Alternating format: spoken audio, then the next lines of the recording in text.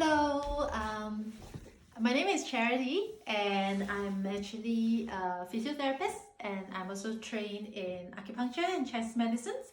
And I'm creating this channel for the purpose of really sharing some health tips, whether it's related to musculoskeletal conditions or conditions that you could actually do something to make yourself better.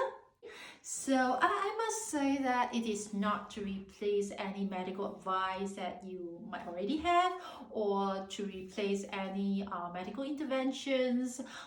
If you actually have appointments and you have received any instructions from your doctor or your therapist, please follow their instructions. So today, actually, I'm going to share with you these conditions that I recently have.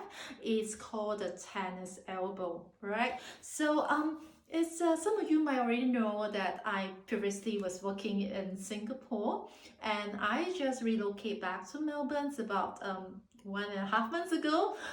From a professional, healthcare professional, I used to sit in front of the laptop, and I only do once a week kind of cooking. But because of coming back to Melbourne, and think because of the utensils, the frying pan, the chopping board, it's large, it's really giant, and while I'm using them, I've been straining my muscles quite a bit, so I demonstrate you. So I think these are the cupids.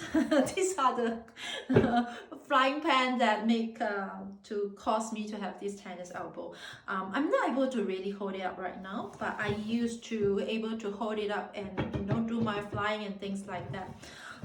So about 2 to 3 weeks ago, I think I've been using a lot of these, using a lot of my left hands. I'm left-handed, so I have repetitive kind of strain the muscles, the extensor muscles that are of my elbow and wrist.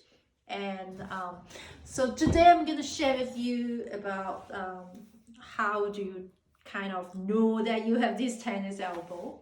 All right, so basically, why does it call tennis elbow? It doesn't mean that because you play tennis, so you have tennis elbow. It's just that for people that who play tennis, they use a lot of their wrist to do the strike, So can you imagine holding a racket? So I strike, I do a lot of wrist movements, a lot of the extension of the wrist, and because of that, that causes a repetitive injury to the muscles. It's called the extensor, the wrist extensor muscles, and the pain, the so-called the trigger points is the trigger pain is always at the external of the elbow. All right, so that's number one, that you might experience a elbow pain at the external one, right? In fact, there is one that called golf elbow, is at the inner side, but today we are going to focus on the external part. All right, the tennis elbow. So number one, you have the pain somewhere at the external part. You might experience some kind of pain on your forearm. All right, so that's number one. Number two, all right, when you do these movements, when you extend your wrist, all right, let me show you. Okay, I actually, when I hold up the jug, all right, extend my wrist, I feel the pain. All right, so you could be holding up a cup, you could be holding up something heavy with your wrist, you will feel the pain. All right, so that's number two.